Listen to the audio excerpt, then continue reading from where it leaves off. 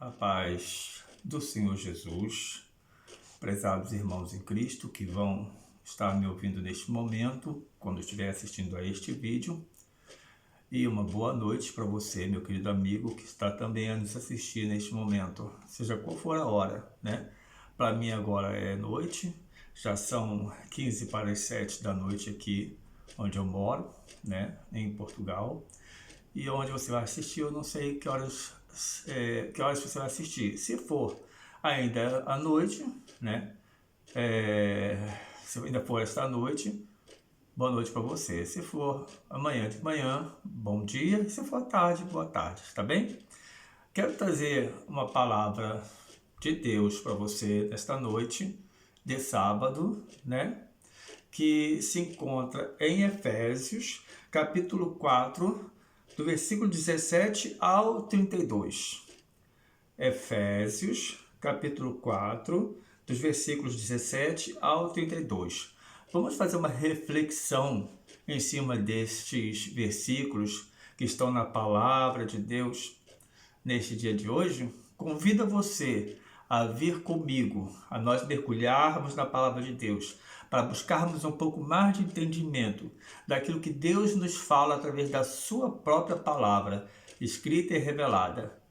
E que o Espírito Santo de Deus nos abençoe e nos conduza a entendermos o que vamos ler e a compreender o que vamos ler.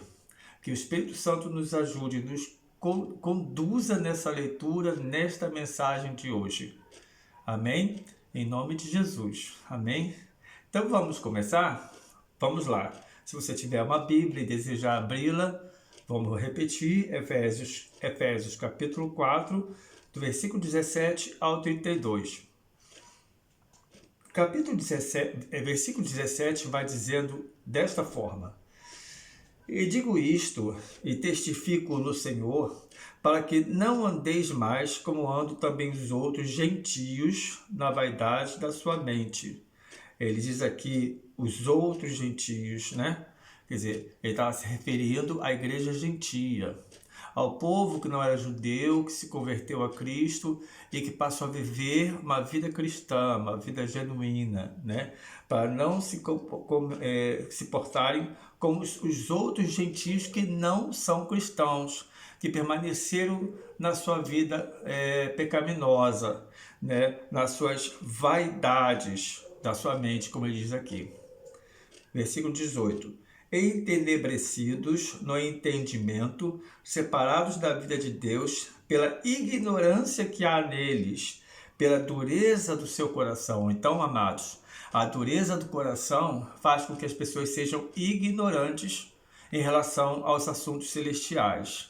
A dureza do coração faz com que as pessoas sejam ignorantes a respeito da palavra. Ou seja, a palavra ignorante, neste caso, não é uma palavra ofensiva.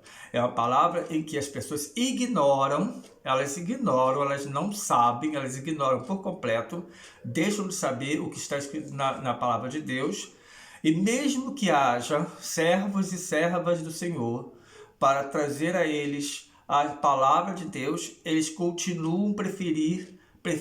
preferem a continuar na ignorância, ou seja, aquela obscuridade, aquela escuridão espiritual de não querer entender, de não querer saber do que está sendo dito. Então é uma ignorância por ignorar a palavra de Deus. Então a dureza do coração faz esse tipo de coisa. A dureza do coração faz com que as pessoas não sintam amor umas pelas outras. A dureza de coração faz com que as pessoas desprezem as necessidades dos outros, do nosso próximo, né? Eles desprezam porque têm um coração duro. E vai dizendo assim o versículo 19: Os quais, havendo perdido todo o sentimento, se entregaram à dissolução, para com avidez cometerem toda a impureza. Mas vós não aprendestes assim a Cristo. Eles cometem impurezas. Eles, os ímpios, eles que têm dureza de coração, eles que não ouvem a palavra de Deus, que não dão apreço ao que está escrito na palavra, esses aí sim vivem na impureza. na sua vida impura. Mas os crentes em Jesus, aquele que aprendeu de Cristo, não deve agir assim. Aquele que aprendeu em Cristo, aquele que está em Cristo, deve ser uma nova criatura. Ou seja, viver segundo a palavra de Deus, segundo os ensinamentos do próprio Senhor, o Cristo Jesus. Se é que o tendes ouvido, e neles foste ensinados, como está a verdade em Jesus. Então, ele vai dizendo aqui, né? Mas vós que não aprendestes, assim é Cristo. Se é que o tendes ouvido, e nele fostes ensinados, como está a verdade em Jesus. Porque há pessoas que estão entre nós, que estão no meio de nós, mas mesmo assim, elas continuam uma vida de impiedade. Ou seja, será que essas pessoas realmente ouviram de Cristo? Será que elas realmente se chegaram a Cristo? Será que elas realmente entregaram suas vidas a Cristo Jesus? Né? Então, é exatamente o que vai dizendo. Se é que o tendes ouvido e nele fostes ensinados. Que quanto ao trato passado, versículo 22, vos despojeis do velho homem que se corrompe pelas concupiscências do engano. Né? Então, que quanto ao trato passado, vos despojeis do velho homem, aquele homem natural que nós éramos antes, que vivíamos na impureza, que vivíamos com dureza de coração, que vivíamos na impiedade, que fazíamos tudo aquilo que nossa carne desejava, tudo aquilo que era do nosso desejo, né, carnal, que nos dava satisfação carnal, que nos trazia prazer, tudo aquilo ficou para trás, deve ter ficado para trás, o velho homem ficou para trás, né? Então, que quanto ao trato passado, vos despojeis do velho homem que se corrompe pelas concupiscências do engano. Então, o velho homem que se corrompe, se corrompia pelas concupiscências do engano, pelas concupiscências, pelas impurezas, pelas maldades, pelos pecados ocorrentes, né? E vos removeis no espírito da vossa mente, e vos revistais do novo homem, que segundo Deus é criado em verdade, justiça e santidade. Então, nós temos que nos remover aquele velho homem, remover aquele nosso passado, pelo Espírito e pela nossa mente em Cristo, né? E nos revistar, viver revestidos do novo homem que, segundo Deus, é criado em verdade, justiça e santidade, porque Deus nos chamou para sermos justos e para andarmos em santidade. O máximo que a gente puder. É difícil andar em santidade no mundo que nós vivemos? É muito difícil. O mundo que nós vivemos nos oferece muitas coisas para nos tirar do caminho. O tempo todo, onde a gente anda, para onde a gente olhar, a gente vê coisas que podem nos desviar do caminho do Senhor, né? Hoje nós temos a internet, que se não tivermos cuidado, ela nos desvia do caminho do Senhor. Porquanto nós temos que andar em santidade. Então, se nós temos que andar em santidade, buscarmos cada vez mais ao Senhor, a gente vai manter o novo homem, o novo ser humano, homem e mulher, né? Nós vamos ter que manter o nosso novo ser humano em Cristo Jesus.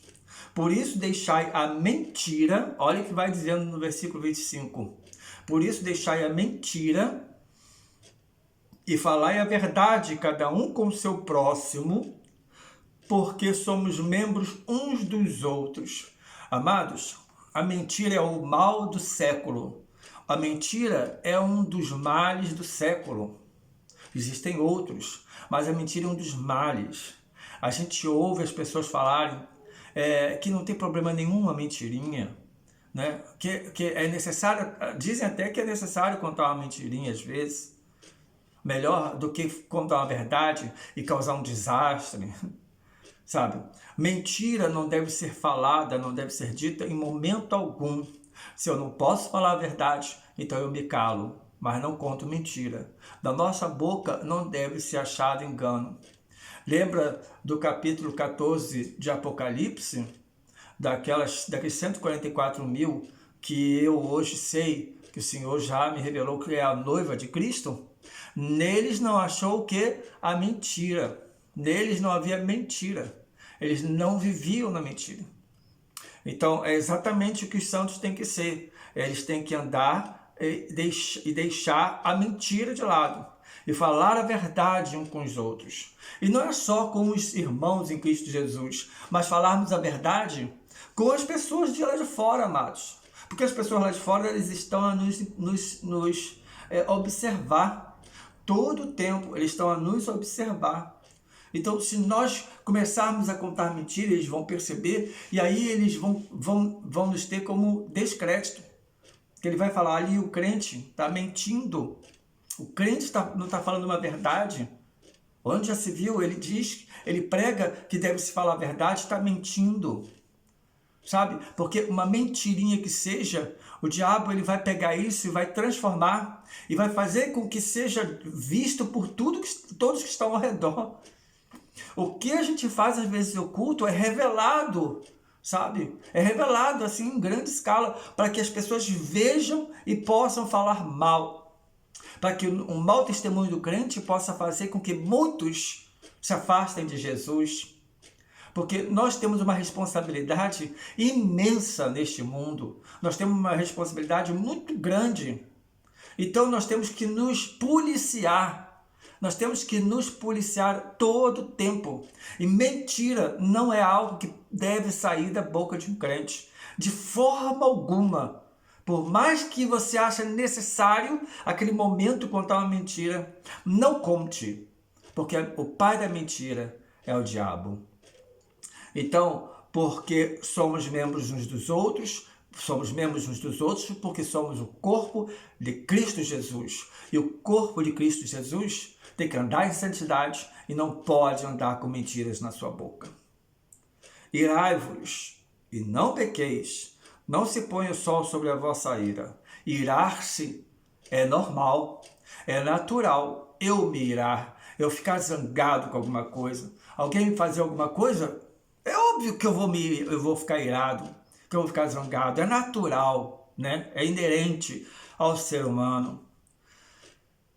Mas eu não posso fazer com que essa minha ira se transforme num pecado. Porque diz, irai-vos e não pequeis. Irai-vos e não pequeis. Não se põe o sol sobre a vossa ira. Né? Então, a gente pode sentir a ira, mas a gente tem que, assim, contar de 1 a 10, né? E ficar quieto, ou dar uma resposta com brandura, porque os frutos do Espírito incluem brandura, paciência, amor, benignidade, paz. Mais para frente a gente faz um vídeo sobre os dons do Espírito, né? Mas hoje eu quero trazer essa reflexão aqui sobre essa passagem de Efésios 4.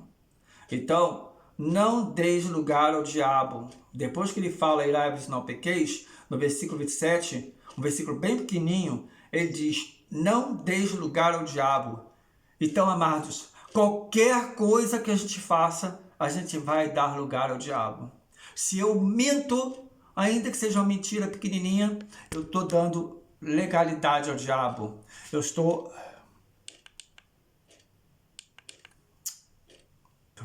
Vida. Bom, voltamos, perdão, tive aqui um problema aqui com a câmera, né? Mas voltamos. Voltando à nossa reflexão, não paramos no versículo pequenininho do capítulo 4, versículo 27, que diz, não deis lugar ao diabo. E como eu estava a dizer, não deis lugar ao diabo é você não mentir, é você não cometer pequeninos pecados, que às vezes a gente acha que o pecado ele pode ser medido, né, a pequenos pecados, pequenininhos pecados, pecados grandes. Irmãos, não importa, para Deus tudo é pecado, né? Tudo é pecado. O homem que assassina ali na esquina e eu aqui contando uma mentira, estou pecando igual. Lembra de toda aquela lei que foi redigida para o povo de Israel no passado? Lembra toda aquela lei? De toda aquela lei, eles não podiam errar nada. Qualquer uma daquelas leis que eles errassem, eles estavam a errar a lei, toda ela. Então, se nós cometemos um pecadinho, nós vamos estar cometendo um pecado. Do mesmo jeito. Então, eu vou estar cometendo pecado da mesma forma que alguém que se prostitui, eu vou estar cometendo pecado da mesma forma como alguém está lá se embebedando, né? Eu vou estar cometendo pecado de alguém que está prevaricando, eu vou estar cometendo pecado de alguém que exatamente igual a alguém que está a roubar. Então é assim, amados. Qualquer pecadinho que eu cometa, eu vou estar dando vazão, eu vou estar dando lugar ao diabo. Ele vai se achar que tem direito, porque na verdade ele não tem direito de nada, mas ele se acha que ele tem o direito de fazer as coisas. Então a gente vai estar dando vazão, vai estar dando uma certa autoridade para ele poder vir e agir conforme ele gosta de fazer, né? Acusar, principalmente acusar os filhos de Deus, é o que ele mais gosta de fazer.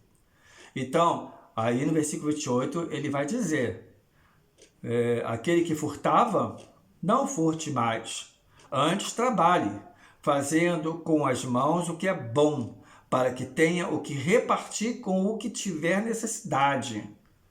Então, olha só, além dele exortar a nós não fazermos as coisas erradas que fazíamos antes, como no caso, aquele que furtava, não furte mais, além disso, ele ainda ensina que nós devemos praticar nosso amor ao próximo, para que nós tenhamos condições de repartir com aquele que tem necessidade, para que nós tenhamos condição de repartir, amados. Então, se eu vejo um irmão necessitado e eu não o ajudo, eu estou a pecar. É um pecado isso. Se eu não ajudo, eu posso ajudar, é um pecado. Se eu não posso, ao menos uma palavra, alguma coisa, mas se eu não posso, é porque eu não pude mesmo, Deus está a ver, né? Mas se eu posso ajudar e eu não ajudo, eu estou a pecar, né? Então, ele ainda ensina que não roube mais, o que furtava, não furte mais, né? E trabalhe com as suas próprias mãos para que tenha o que repartir com o que tiver necessidade. Não saia da vossa boca nenhuma palavra torpe, mas só a que for boa para promover a edificação, para que dê graça aos que a ouvem. Não saia da vossa boca nenhuma palavra torpe. Eu tenho a ligeira impressão que eu já falei isso algumas vezes aqui, né? Mas torno a dizer porque eu vejo isto como uma coisa importante, como algo importante.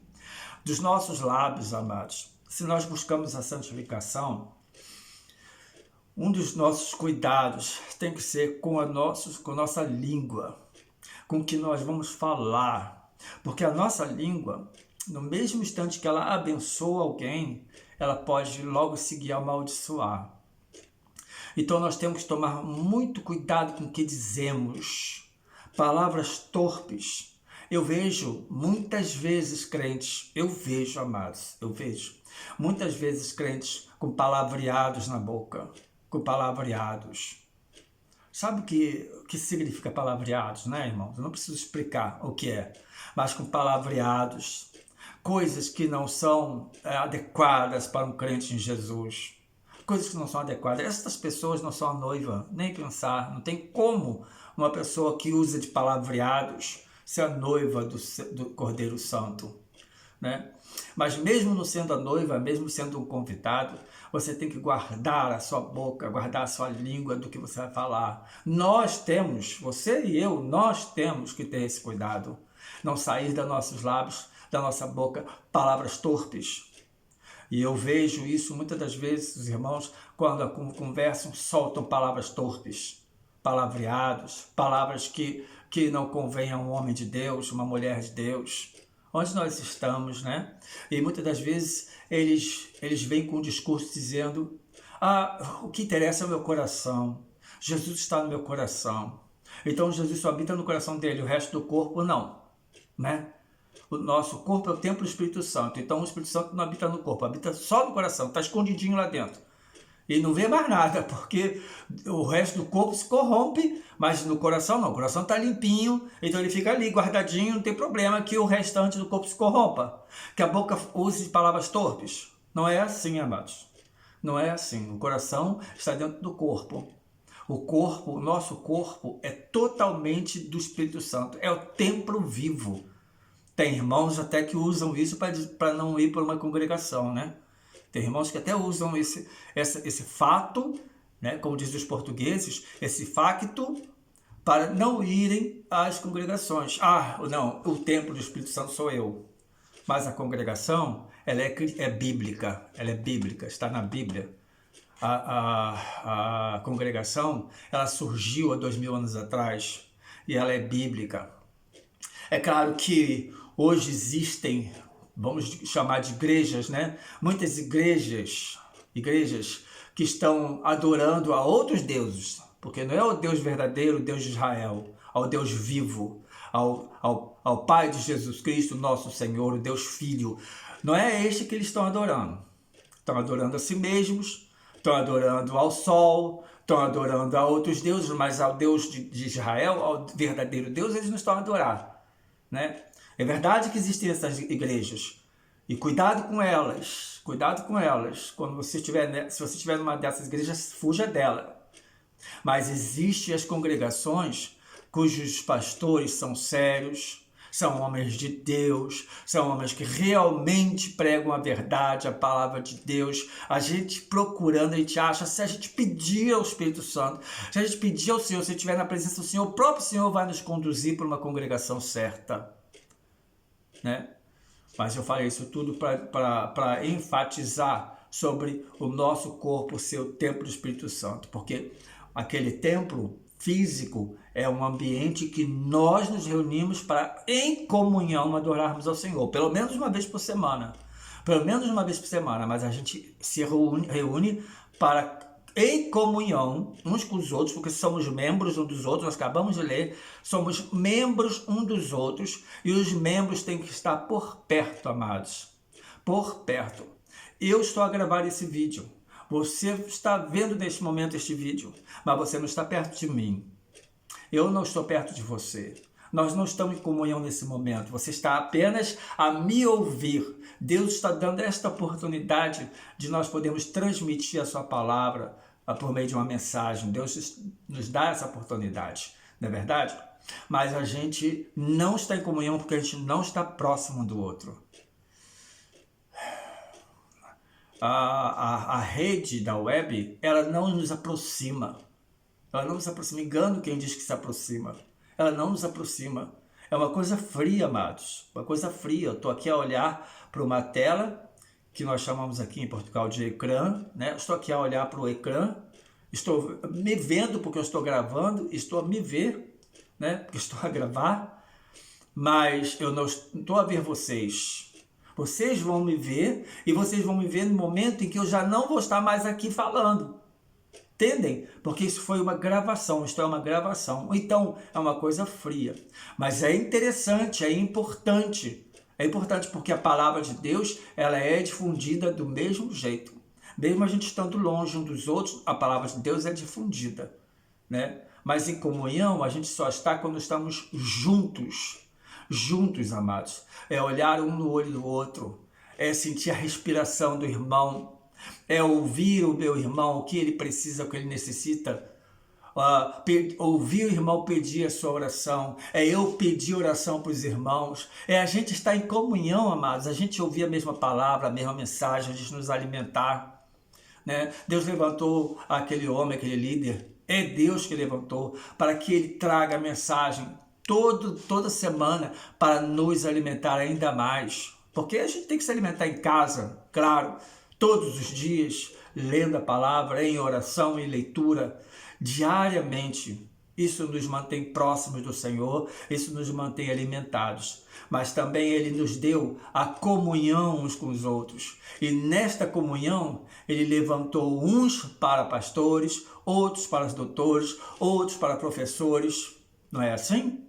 Então, os pastores estão aí para nos orientar principalmente os novinhos na fé, Então eles existem, e para eles trazerem a mensagem, para alimentar as ovelhas de Cristo, porque aquelas ovelhas são dele, não são permanentes, são temporárias. Jesus está permitindo que ele pastoreie as suas ovelhas, porque Jesus não pode estar em corpo físico, né, presente em todas as congregações. Ele está lá conosco sempre, ele está lá, mas em espírito.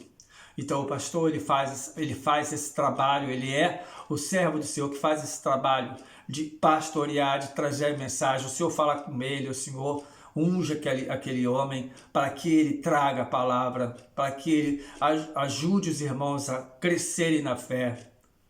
Então é muito importante estarmos juntos em comunhão. Mas o templo do Espírito Santo realmente somos nós. Então, como templo do Espírito Santo, não pode haver nada que nos torne impuros. Nem palavras torpes, nem ganância, nem maldade, nem malícia.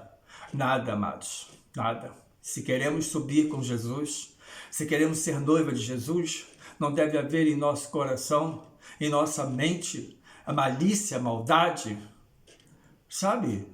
Não deve sair palavras torpes da nossa boca.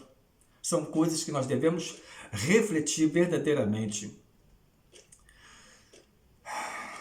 Então, repetindo, não saia da vossa boca nenhuma palavra torpe, mas só a que for boa para promover a edificação, para que dê graça aos que a ouvem.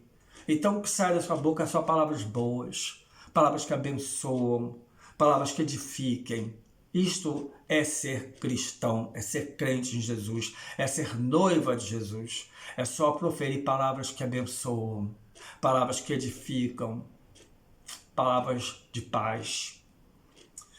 E não entristeçais o Espírito Santo de Deus, no qual estáis selados para o dia da redenção. Olha só, amados, o que nós estamos a esperar, nós estamos a aguardar ansiosamente a nossa redenção. Não é isto? Então, não entristeçais o Espírito Santo, porque vocês são selados pelo Espírito Santo. Vocês, nós somos selados com o Espírito Santo. Se somos selados com o Espírito Santo, nós não podemos entristecê-lo. Amados, quantas vezes eu devo ter entristecido o Espírito Santo? Quantas vezes, nos meus 27 anos, se não me engano, são 27 anos de vida cristã, quantas vezes eu devo ter entristecido? E isto me dói o coração. Eu falo com vocês isso com pesar no meu coração. Eu sei que o Senhor me perdoou, porque Ele é fiel e justo. Eu sei que Ele nos perdoa, mas traz tristeza ao meu coração saber o quanto eu já devo ter entristecido o Espírito de Deus e, consequentemente, ao próprio Deus, né? Quantas vezes? Mas se a gente tem esse entendimento, se a gente pode não entristecer, amados, não vamos entristecer. Vamos agir como homens e mulheres de Deus, verdadeiramente. O máximo que a gente puder ser santos. Santificai-vos sempre, né? Seja sempre santo, seja sempre justo, para que você não entristeça o Espírito Santo, muito pelo contrário, que a gente possa fazer, dar alegria ao Senhor. Toda amargura, assim, antes de eu passar para o próximo versículo, a parte final que vai dizendo, né, para que estáis selados no qual estáis selados para o dia da redenção. Então nós somos selados para o dia da redenção, porque nós estamos nesse mundo, não estamos sozinhos. Jesus prometeu que não estaríamos sozinhos. Por isso nós somos selados com o Espírito Santo. A noiva recebeu um presente, estamos selados com o Espírito Santo, né? E estamos selados para quê? Para também, o Espírito Santo está conosco para inúmeras coisas, eu penso, né? Para nos fortalecer, para nos fazer viver uma vida cristã saudável, para nos fazer falar de Cristo Jesus, né? Porque o Espírito Santo, ele é quem tem o poder de convencer as pessoas. A gente fala, mas é o Espírito Santo que está habitando em nós é que vai convencer aquela pessoa. Não é minha palavra que convenceu, mas é o Espírito Santo que convenceu. É a palavra de Deus como o Espírito Santo que convence, né? Então nós somos selados também para esses momentos importantes na vida cristã, mas somos selados principalmente para a nossa redenção, porque o que não for selado não subirá. Aquele que não é selado não subirá na redenção. E se já morreu e não foi selado, esse não vai ressurgir dos mortos, porque ele não foi selado. Mas os selados, os que estão mortos, eles ressuscitarão primeiro. Eles ressuscitarão. Está escrito, amados, está escrito na palavra. Então eles ressuscitarão. E depois nós, os que estivermos vivos, nós subiremos. Aquele entendimento que eu tenho, né? A noiva e depois os convidados. Mas todos subiremos. Se assim estivermos firmes do Senhor, mantivermos nosso selo com amor, né? Toda amargura e ira e cólera e gritaria e blasfêmia e toda malícia sejam tiradas dentre vós. Pense nisso, amados. Olha quantas coisas ele falou aqui, né? Amargura, ira, cólera, gritaria, blasfêmia, malícia. Malícia, amados. Eu volto a dizer, eu não sou santinho, mas sabe, eu procuro o máximo me policiar. Amados. Então, é assim, eu vejo às vezes as pessoas conversar no meio cristão. Não estou a falar do meio ímpio, porque o meio ímpio a gente não tem... sem nem falar nada, né? Mas no meio cristão, às vezes eu ouço as pessoas falarem e eu percebo brincadeiras maliciosas. Crente brincando com brincadeiras maliciosas. Às vezes usando alguma coisa do mundo, né? E usando de malícia com aquilo que existe no mundo, trazendo para si aquela malícia. Amados, as pessoas parecem, ou elas não temem a Deus, sabe? Parece assim, que não temem a Deus, ou que não entendem o que está escrito. Se é que elas leem, de fato, a palavra de Deus, ou elas não entendem, sabe? Porque está claro aqui, está escrito e claro que nós não devemos ter malícia, entre as outras coisas que foi escrito aqui. Gritaria, crente que fica gritando, que fica berrando com os outros. Onde está a paz que habita nesse irmão, nessa irmã? Fica a gritar com as pessoas, fica a gritar o tempo todo. Não deve existir gritaria, devemos falar com moderação, devemos falar com brandura, amados, com brandura, como eu estou a falar com vocês neste momento. Antes, sede uns para com os outros benignos, olha, os frutos do Espírito, sejam uns com os outros benignos, misericordiosos, perdoando-vos uns aos outros, como também Deus vos perdoou em Cristo. Aleluia. Então, seja uns para com os outros benignos. O que é benignidade? É o contrário de malignidade, né? Benignidade são sentimentos bons que a gente transfere para as pessoas. Se eu sou benigno com meu irmão, eu sou bom com este meu irmão, procuro ser bom com ele, procuro ser amigo dele, procuro ser brando com ele, procuro falar com mansidão, procuro respeitá-lo, tem que ser benigno, tenho que respeitar o meu irmão. Nós não somos todos iguais, não temos os mesmos pensamentos, né? Mas o que está escrito, está escrito. Tudo que está escrito aqui não é pensamento meu. Eu apenas estou sendo um instrumento do Senhor para discernir o que está escrito na palavra de Deus neste momento, né? Mas nós somos diferentes. Eu tenho 5 dedos, todos os dedos, um diferente do outro. Então eu tenho que respeitar o meu irmão, né? E às vezes eu tenho uma ideia de alguma coisa e eu acredito que seja aquilo ali. Mas quando eu ouço um irmão meu e eu percebo, me toca o coração que o que ele falou que é mais certo do que eu penso, eu abaixo a minha cabeça, amados. E eu começo a falar o mesmo que o irmão falou. Eu falo assim, porque eu vejo que ele que está certo, não sou eu, né? Não sou eu. Então, outro dia eu estava tendo uns pensamentos maus do meu pastor presidente, né? Eu estava tendo uns pensamentos maus a respeito dele. Então eu orei ao Senhor e perguntei ao Senhor, eu estou certo, Senhor?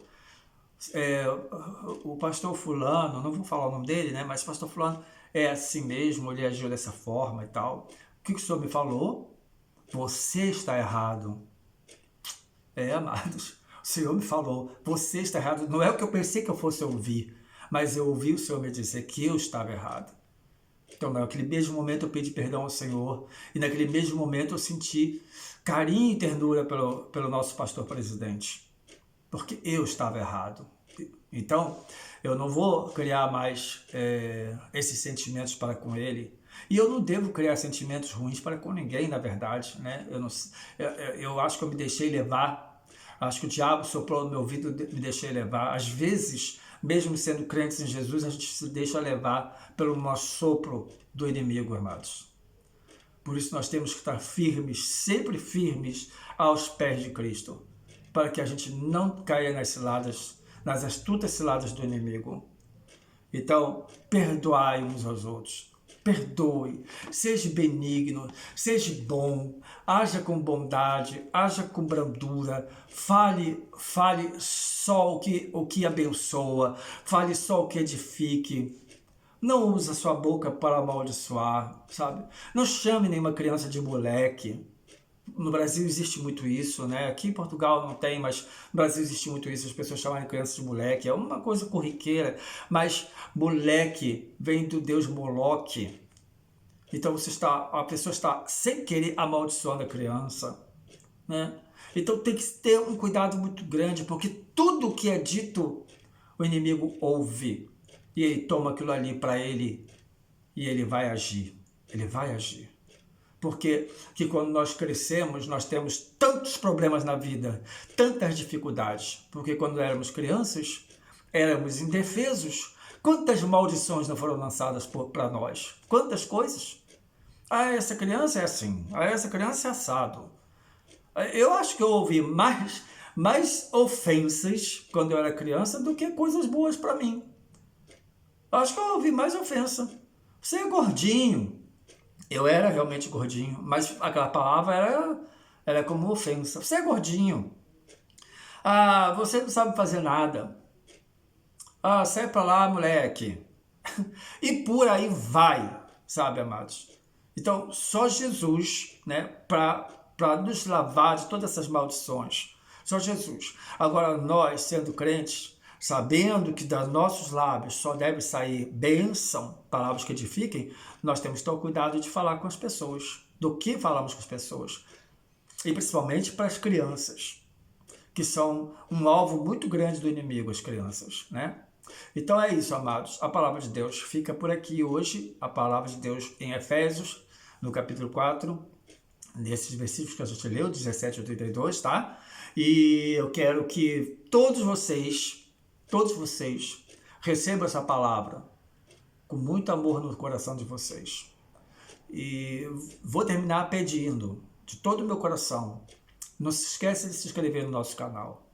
Nosso canal parece ter uma parada, sabe? E é um canal cristão, um canal que leva a palavra de Deus às pessoas. Esse canal existe para isso. Inicialmente eu criei esse canal porque o Senhor estava a me dar muitos sonhos a respeito da sua vinda.